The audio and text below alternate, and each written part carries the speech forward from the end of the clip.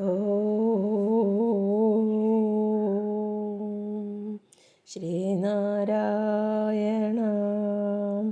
പരമഗുരവേ നമഃ.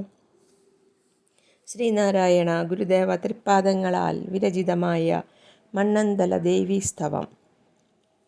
ശ്ലോകം 3.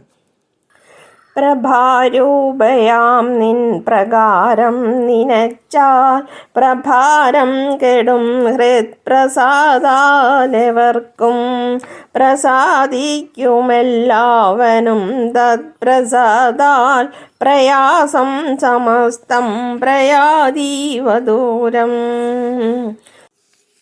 അമ്മയുടെ പ്രസാദം സർവസിദ്ധിപ്രദമാണെന്ന് പറയുന്നു.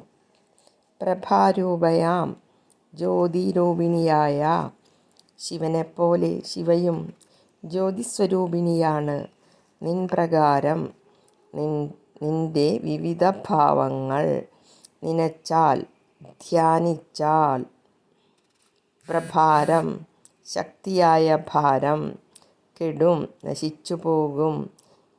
ഹൃത്പ്രസാദാത് മനസ്സിൻ്റെ പ്രസാദം കൊണ്ട്, പ്രസാദം തെളിവ്, ത്വത്പ്രസാദാത് നിന്റെ പ്രസാദം വഴിയായി, പ്രയാസം കഷ്ടപ്പാട് ബുദ്ധിമുട്ട്, സമസ്തം മുഴുവൻ, പ്രയാതി പോകുന്നു, ഇഹ ഇവിടെ ഈ ലോകത്ത്, ദൂരം ദൂരത്തേക്ക്.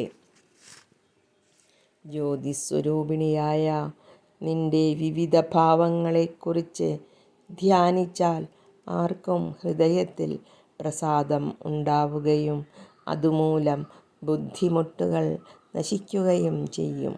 അതുകൊണ്ട് തന്നെ സകല പ്രയാസവും ദൂരെ ഒഴിഞ്ഞു പോകും. ആപത്ത് വരുമ്പോൾ ദേവിയുടെ കാലിണ ഓർക്കണം. അങ്ങനെ സ്മരിച്ചാൽ എന്താണ് ഉണ്ടാവുക?